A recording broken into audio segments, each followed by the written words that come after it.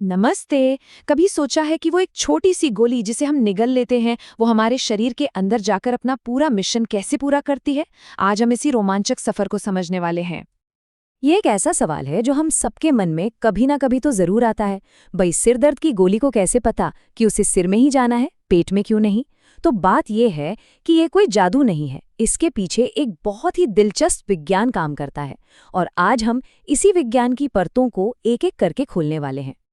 हमारी इस special package delivery के सफर में 5 मुख्य पड़ाव होंगे। सबसे पहले हम समझेंगे कि फार्माकोलॉजी है क्या, फिर देखेंगे दवा शरीर में एंट्री कैसे लेती है, अपने लक्ष्य तक कैसे पहुंचती है, शरीर की वर्कशॉप में प्रोसेस कैसे होती है और आखिर में काम खत्म करके बाहर कैसे निकलती है। चलिए शुरू करते हैं। तो चलिए सबसे पहले इस सफर के पीछे के विज्ञान को समझते हैं।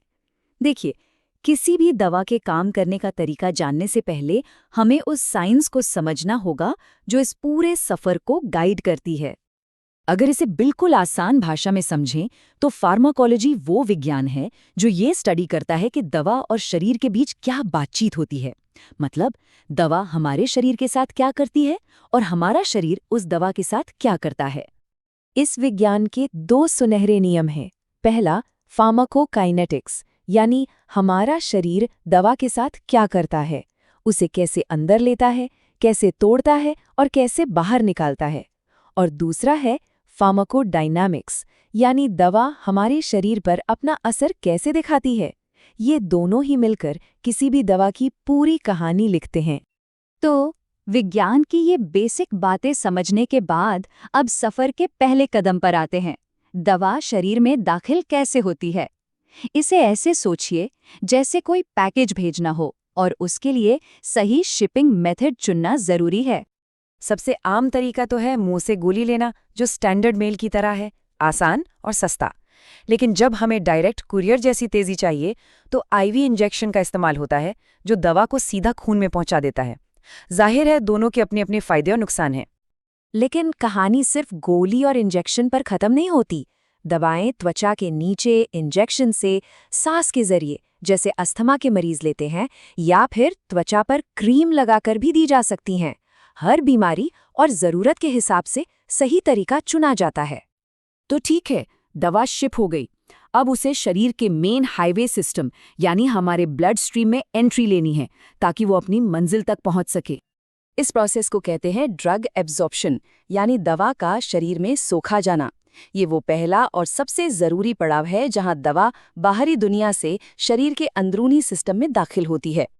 यहाँ हम देख सकते हैं कि ये प्रक्रिया असल में कैसे काम करती है।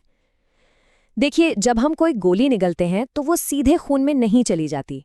पहले वो पेट में जाकर छोटे छोटे टुकड़ों में टूटती है, फिर वहाँ मौजूद लिक्विड में घुलती है और उसके बाद ही खून में एब्जॉर्ब होने के लिए तैयार होती है। ये एक मल्टी स्टेप प्रोसेस है। और यहीं पर एक बहुत ज़रूरी कॉन्सेप्ट आता है, बायो अवेलेबिलिटी। इसका सीधा मतलब है कि दवा की कितनी मात्रा असल में अपना काम करने के लिए खून तक पहुंच पाई। आईवी इंजेक्शन की बायो अवेलेबिलिटी 100% होती है क्योंकि वो सीधे खून में जाता है। लेकिन गोली खाने पर पाचन प्रक्रिया में कुछ दवा नष्ट हो जाती है, इसलिए खून में कम मात्रा पहुंचती है। अच्छा, तो एक बार खून में शामिल होने के बाद दवा एक यात्री की तरह हो जाती है। हमारा ब्लड स्ट्रीम उसे एक सुपर हाईवे की तरह पूरे शरीर में लेके घूमता है। लेकिन सवाल तो वही है, इसे अपनी सही मंजिल का पता कैसे चलता है? यहीं से असली कहानी शुरू होती है। चलिए अब सफर के अगले पड़ाव पर चलते हैं। दवा अपनी मंजिल पर पहुंच चुकी है। अब बारी है शरीर की वर्कशॉप की, यानी मेटाबॉलिज्म की, जहां दवा को इस्तेमाल के लिए तैयार किया जाता है। मेटाबॉलिज्म